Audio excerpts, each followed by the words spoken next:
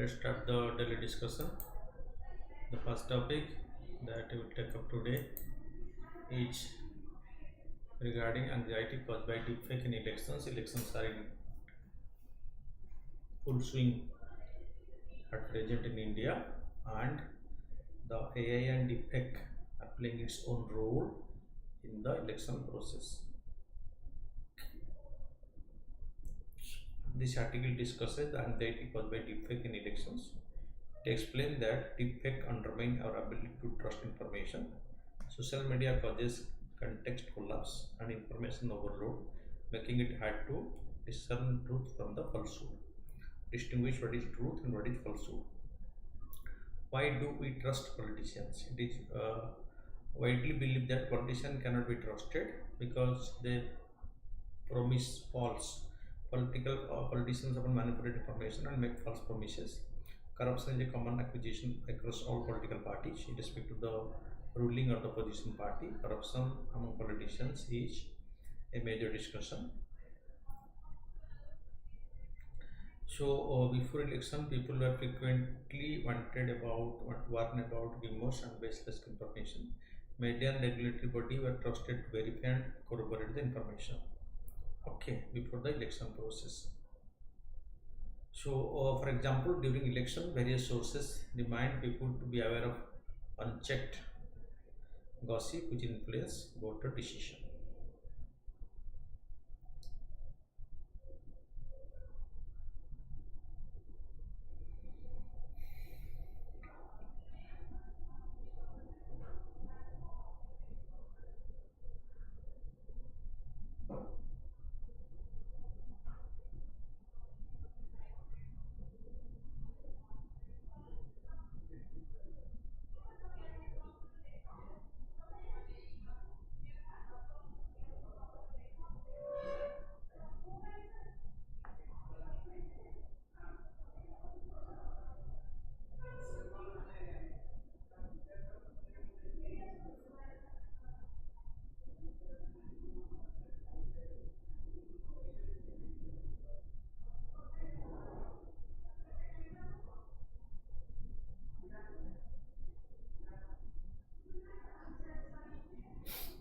Okay, before election, people are frequently warned about rumors and baseless information. Media and regulatory body were trusted to verify and corroborate information. For example, during elections, various sources remind people to be aware of unchecked gossip which influence voter decisions. Why are deepfake causing anxiety? Deepfake cause anxiety because they undermine our ability to trust information. In the past, people believed that they could see through manipulations and trusted media and regulatory bodies to verify information. Deepfake make people doubt their own judgment even after verification. Social media's context collapse and information overload worsen the issue. For example, on social media, people receive information without knowing its source. So, who has posted it? Anyone can post any information in the social media without any regulations or any regulatory authority. People consume too much information quickly, relying on algorithms that prioritize engagement and profit and not the truth. So it is based on the which content is more popular or well received. Based on that, it is circulated again and again without verifying the authenticity about whether it is true or false. Okay, how can we manage defects? So to manage defects, we need clarity between what is real, fake, and real, fake, and really fake. Three things: one is real, one is fake, and one is really fake. We must address context collapse by knowing the source and context of information. Reducing information overload is crucial as it allows thoughtful engagement with content. For example, we should seek information on our own terms, not rely on algorithms that prioritize profit and engagement. Community intervention, fact checking, and technological solutions like deepfake detectors can help verify information. However, as long as we accept current and social media dynamics, stopping deepfake completely will be challenging. Next is an international topic, India and its neighborhood. So Nepal experiencing political and economic instability. So since the end of monarchy in Nepal, so its political stability has been lost, and it is going deep and deep into political instability. Earlier, Nepal was a very peaceful Hindu kingdom, but since the end of monarchy there, so since that day, so Nepal is going through a period of political instability, and it is going again and again. So this time is deteriorating for Nepal. Okay.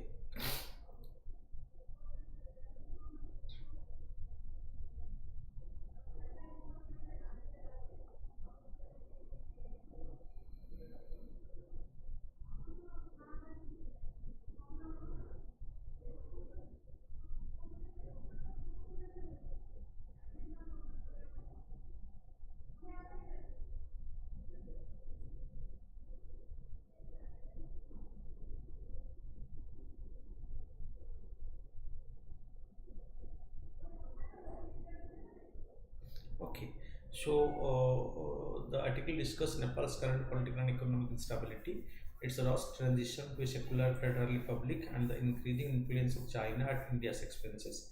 It suggests India should support Nepal's development without interfering in its internal matter.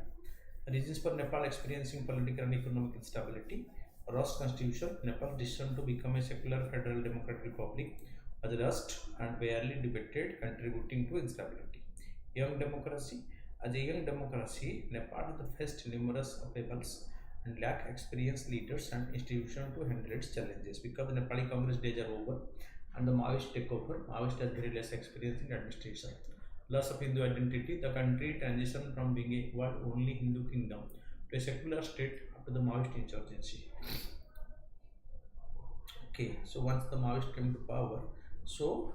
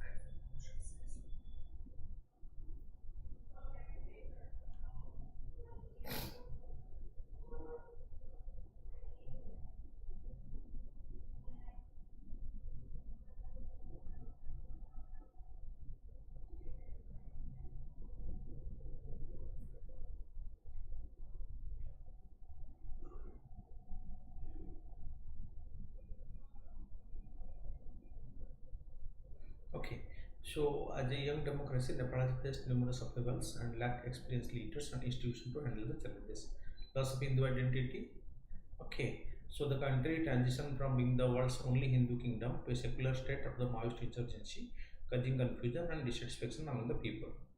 A call for monarchy restoration due to weak democratic institution. There is there are calls to restore the monarchy to ensure stability and safeguard democracy in the country. Federal setup concern. So, the establishment of a genuine federal setup raises fear about potential disunity within Nepal. Okay.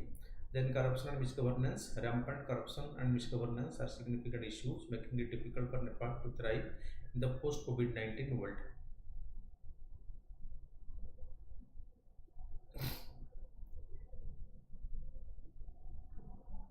Okay, how is China influencing Nepal's? So in this period, so China has played a major role by influencing in the internal matters of Nepal that led to the China becoming close with Nepal and its uh, big rift with India.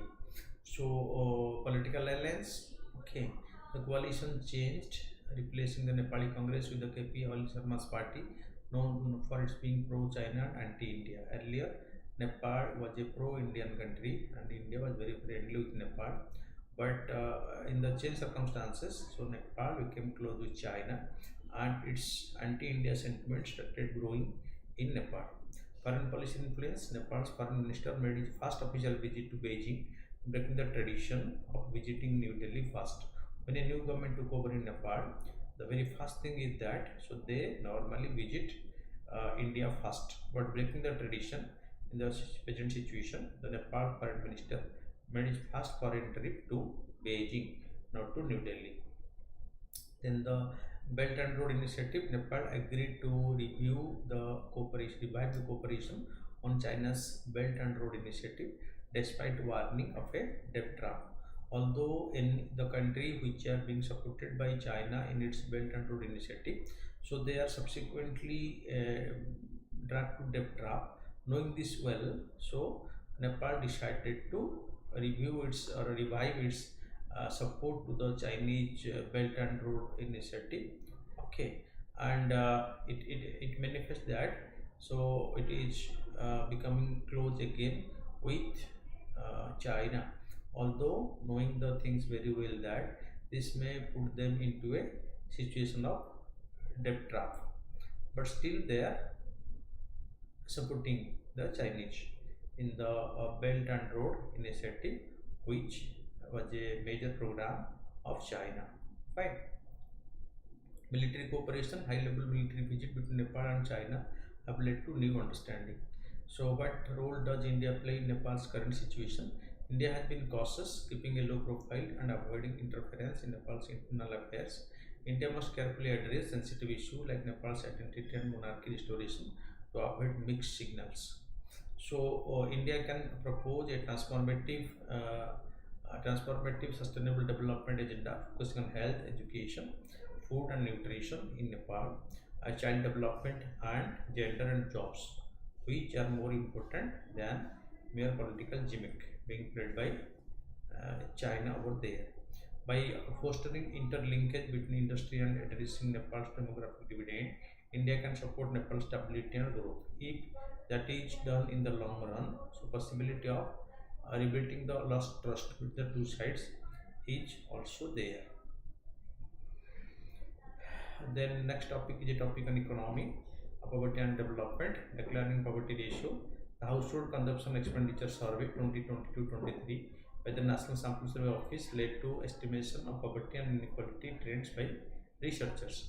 Trend in poverty and inequality according to some studies based on the Rangarajan Committee poverty line. The estimated poverty ratio declined from 29.5% in 11-12 to 10% in 2023. So 1.77% per year. Based on Tendulkar Committee poverty line, the poverty ratio declined from 21.9% in 11-12 to 3% in 2023. Between 2011 to 12 and 2023, the Gini coefficient declined from 0.278 to 0.969 for rural area and from 0.358 to 0.318 for urban area, indicating a decline in inequalities between the rich and the poor. So this means poverty declined significantly between 2011-2012 and 2020-23, though the rate of decline was lower compared to the 2004-5 to 2011-12 period. Inequality declined between 2011-12 and 2020-23, particularly in urban areas. It is to be noted that all these estimates depend on where the poverty line is drawn. Changes that have been made regarding the data collection methodology. The NSSO has changed the reference of recall period of data collection over time, leading to three estimates of consumption: uniform inference period, mixed reference period, and modified mixed reference period (MMRP). The Tendulkar Committee used the MRP for 1993-94 and 2004-5. The Rangarajan Committee used MMRP for 2009-10 and 2011-12, making the 2023 estimates based on MMRP not strictly comparable with earlier years. Changes in the methodology, such as coverage of more items and multiple visits, may provide better estimates but raise comparability issues. Issue regarding the data collection methodology. The NSSO altered the reference or recall period of the data collection over time to enhance the Accuracy of consumption reporting changes in methodology such as coverage of more items and multiple visits may provide better estimate but raise comparability issues. What are the measurement issue discussed regarding the poverty lines? There have been a discussion on the appropriateness of the calorie come best poverty lines. The Tendulkar committee adopted the official urban poverty line of 2004-5 based on the Lakadwala methodology, which indirectly used caloric norms. The Rangarajan committee estimate a new poverty basket, including a food component for adequate nourishment, essential non-food items, and behaviorally determined non-food expenditure. How does public expenditure affect poverty measurements? The poverty line is based on the private consumption expenditure, but public expenditure also impact household well-being. The household consumption expenditure survey 22-23 tried to estimate the value of some things the government provided for free at low prices. However, this survey did not fully account for the government's help. Thus, there is a need to capture this value better as public expenditure on these items is substantial. Overall, there has been a decline in poverty and a slight reduction in consumption expenditure inequality. However, it's noted that there is not a single method for measuring poverty and the number of poor varies depending on the poverty cutoff used. Fine.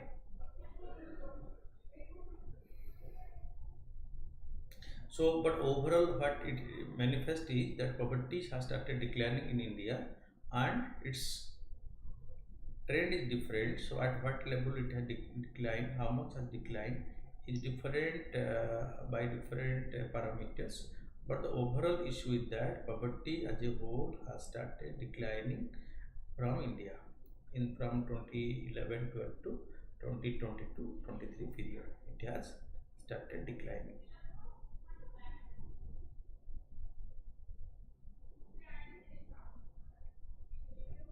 Ultra, then next is the science and technology topic. Ultra processed food pose a higher risk of premature death. A 30-year US observational study, the health professionals follow-up study, find consumption of ultra processed food leads to higher risk of early death. High consumption of most ultra processed food like ready to eat meat, poultry and seafood based products, sugary drinks, dairy based desserts, and highly processed breakfast food is linked to slightly higher risk of early death.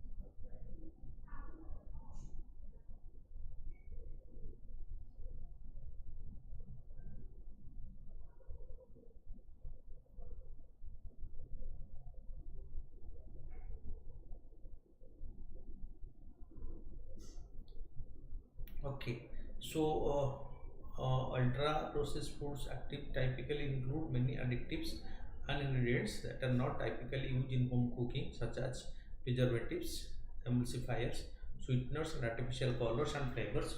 These foods generally have a long shelf life because they need to be packed and kept for a long period in the fridge condition. So hazards of consuming ultra processed food: nutrient deficient and caloric dense, lacking essential nutrient but high in calories. They contribute to malnutrition, weight gain, and chronic disease. Unhealthy additives loaded with added sugar, unhealthy fats, and sodium. They increase risk of heart disease, diabetes, and digestive issues. Addiction and environmental impact: engineered for overconsumption and with a high environmental footprint, they worsen health disparities and contribute to pollution. So convenience over health, prioritizing ease over nutrition, they lead to sacrificing health for short-term convenience because they are ready to eat.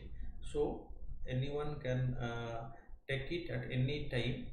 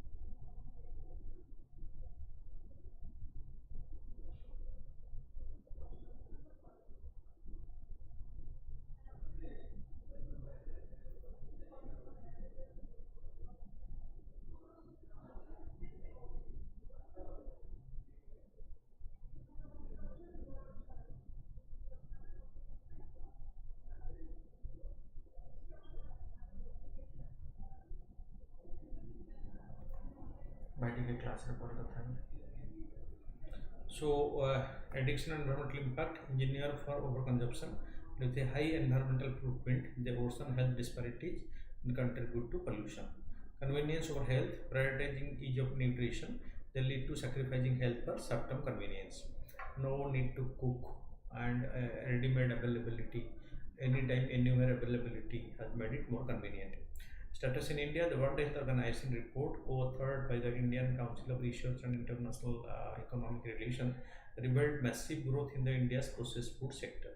The ultra processed food sector's compound annual growth rate between 2011 to 2021 reached 13.37% among the fastest growing globally. Silver lining, market share of ultra processed food is decreasing since the pandemic, which has been attributed to increased public health awareness during the pandemic and a growing government focus on promoting healthy diets because government has done the eat right movement.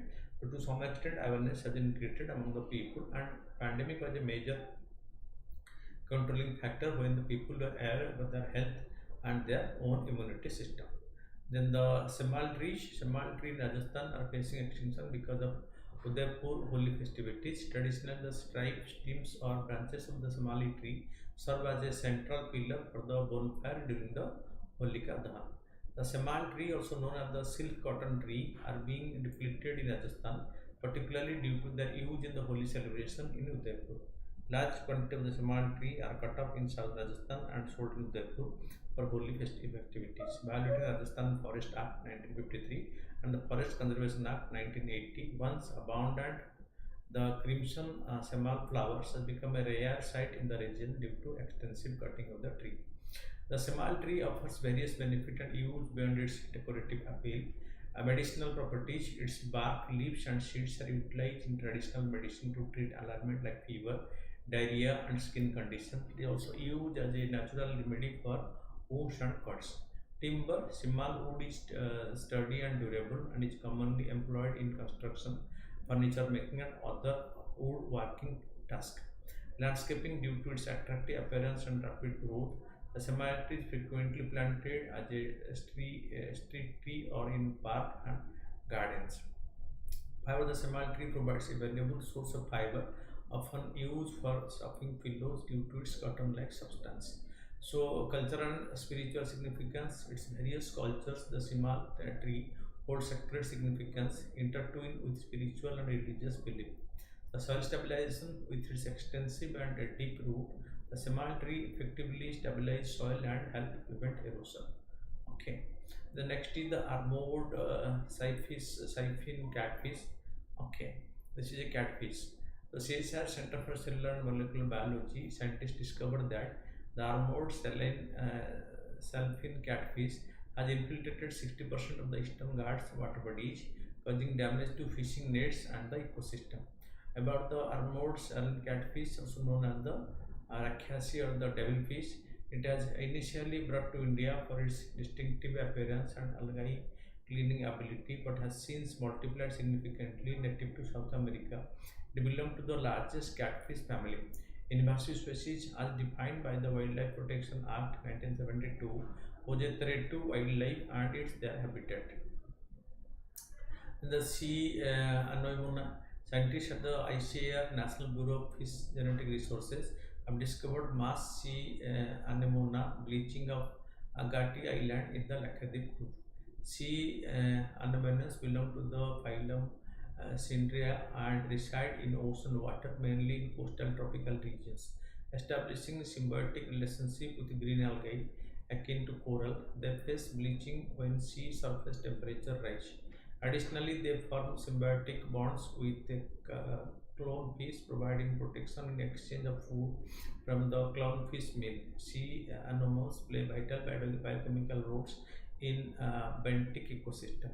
The Agati Island, situated 455 kilometers west of Kochi, Kerala, the adjacent to Kavaratti Island, the capital of Lakshadweep Union Territory, span an area of 3.85 square kilometers. Its lagoon, covering 17.50 square kilometers, hosts vibrant coral growth and multicolored fish. Fishing dominates its economy, with the Agati being one of the few islands along the VANIK-IAS to yield surplus fish. Quail and copra production follow fishing as the industry on this island. Then the Chabahar Port project fact, India and Iran recently signed a 10-year contract to operate the Chabahar Port built by India in Iran. Chabahar Port is a manifestation of joint venture between India and Iran.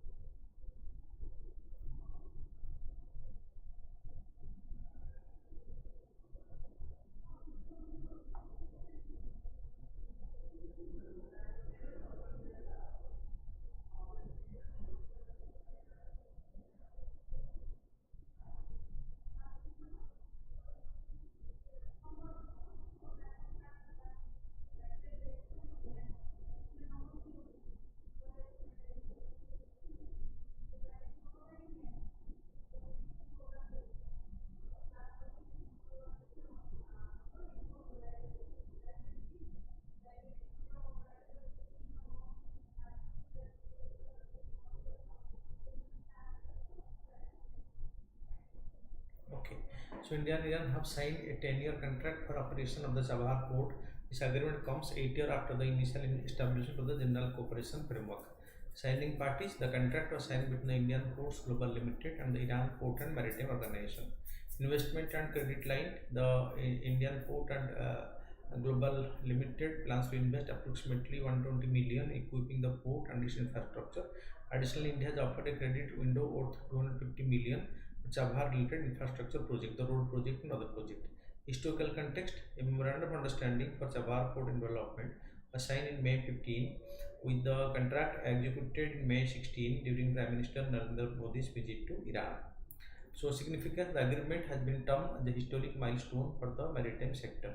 It is expected to foster trade, marine cooperation and transshipment while boosting trilateral trade between India, Iran and Afghanistan. Regional connectivity, the Chabahar port serves as a vital trade artery connecting India with Afghanistan and Central Asian countries. Its development is seen as crucial for enhancing regional connectivity and promoting economic development in the region.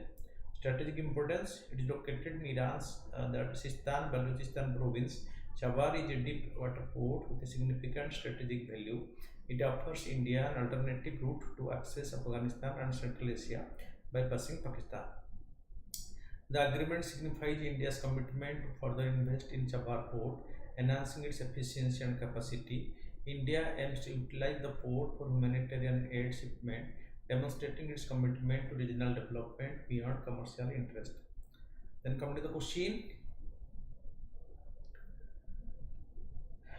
Indian fisheries have witnessed a paradigm shift from marine dominated fishery to inland fisheries. So from earlier the marine fishery to Indian, mention the steps taken by the government to promote the fishery sector, because Indians love fish and government is promoting this production and consumption of fish both marine and inland, because we cannot think of improving the marine fish stock, but we can take steps for the development of the inland fishery potentiality in the country.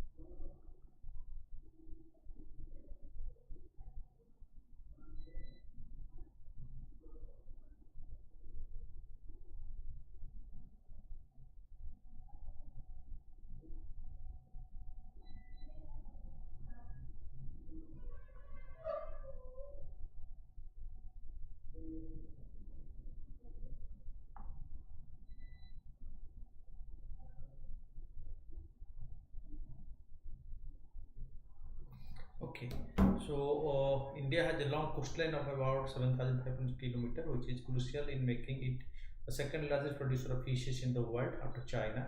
Till 2000, marine fish production dominated India's total fish production. However, due to practice of science-based fisheries, inland fishery in India has been a turnaround and presently contribute around 70% of the total fish production. Region for transition: the region can be grouped under two broad categories as follows. Region for increasing share of inland fishery. Rich inland water resources are available in India, which increases the inherent potential to act as major resources like rivers, ponds, and lakes, etc. High population density along a major river give an assured market for inland fisheries. The crop fisheries system, in which fishing is done on the crop field, is adopted by many farmers in Bihar and Bengal. Support from government for both production and post-production include harvest under the Pradhan Mantri Matsya Sampada Yojana. Reason for decreasing marine fisheries here: lack of good fishing ground due to lack of cold warm current mixing along the Indian coast, unlike the country like Japan. So with the Kuroshio current, you have current mixed with the Canary current, a cold current. Greater diversity of fishery resources in the tropical region creates difficulty in commercialization. Limited scope for expansion due to overexploitation in territorial waters, because the Indian fishing, that marine fishing industry overexploit the areas, thereby declining fish stock. Economic vulnerability of the fishermen along the eastern coast limits the exploitation of the potential of an otherwise wide continental shelf. Then environmental destruction due to the use of bottom trawlers has disincentivized the marine fisheries. Dispute with neighboring states like Sri Lanka also negatively impact marine fishery in India.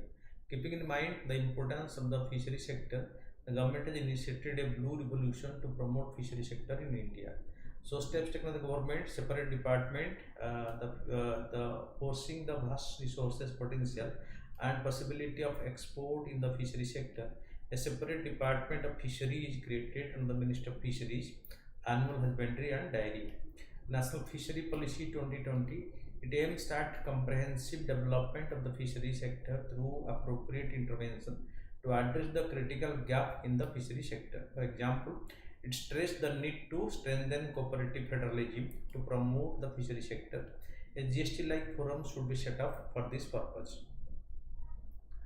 Pradhan Mantri Matsya Sampada Yojana. Under the initiative, a cluster-based approach is adopted to create fishery zone by developing forward-backward linkage. Fishery and Aquaculture Infrastructure Development Fund. It envisages funding infrastructure project in the fishery sector with a corpus of 7,522.48 crore. Rural Infrastructure Development Fund.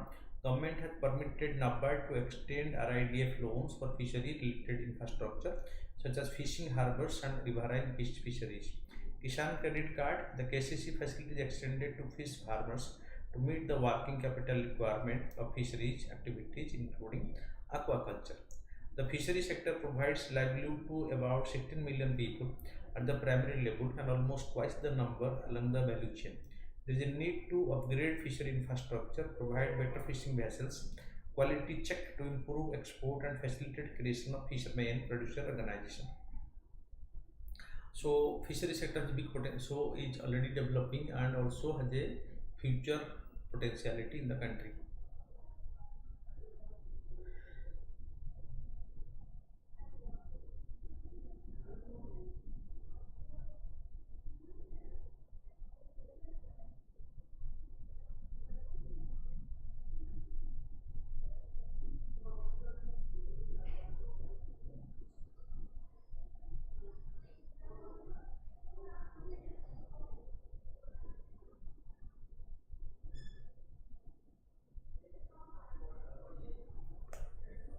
Which of the following statement about aurora is true? Aurora can occur in the northern hemisphere. No. Aurora is caused by reflection of sunlight over the polar ice cap. No. The colors of aurora are determined by the types of gases in the Earth atmosphere. C is the right option. Consider the following statement: Chabahar Port is located in the Gulf of Aden. No. In Iran. Jawar port serves as a gateway to landlocked country in Central Asia. Mumbai port is the oldest major Indian port to Jawar. The Jabal Port enhanced India's connectivity to the international north-south transport corridor by facilitating a multimodal transport route that includes sea, road, and rail links. So two are correct, two and three. Consider the following statement regarding the Simal tree. It is a deciduous tree native to India, right? It is commonly referred to as the Olen tree. That's no, it is not Olen tree. It's cotton, not Olen.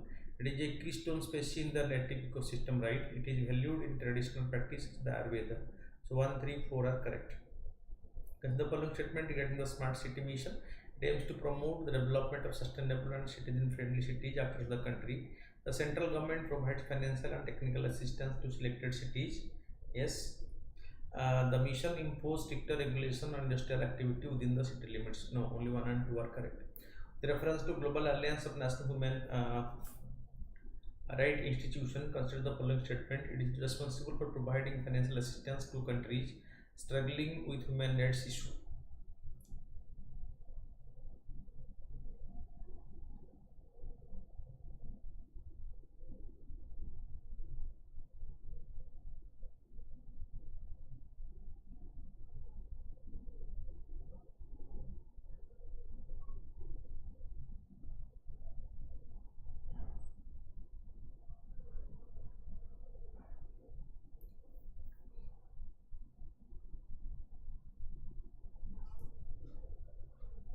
Okay, it serves as an advisory body to the nations, right? The Paris Principles used by the GANHRI for accreditation emphasize independence and pluralism within the NHRI. So 2 and 3 are correct. The Agati Island is situated in the Lakshadweep. Consider the following statement about the Sailfin catfish. Armored Sailfin catfish has infiltrated 60% of the eastern Ghat water body, causing damage to fishing nets and the ecosystem. It is correct. It was initially brought to India for its distinctive appearance and algae cleaning ability. That is right. So incorrect is none. Both are correct. As to the following statement about the sea anemone. Sea anemones belong to the phylum Cindria and reside in the ocean water, mainly in the coastal tropical region. Right? They establish symbiotic relationship with the green algae. So both 1 and 2 are correct. Consider the following statement. The measles is caused by the bacteria. Virus, not bacteria. Measles primarily affect the digestive system. Wrong. Measles can be prevented by vaccination. So only 1 is correct. That is number 3. So measles rubella virus vaccine is given in India also under the Indradhanush program. Consider the following statement that trans fat are healthier than saturated fat because they lower LDH cholesterol level. Wrong. Trans fats are formed through an industrial process called the hydrogenation. This is right. So only 2 is correct. That is option is B.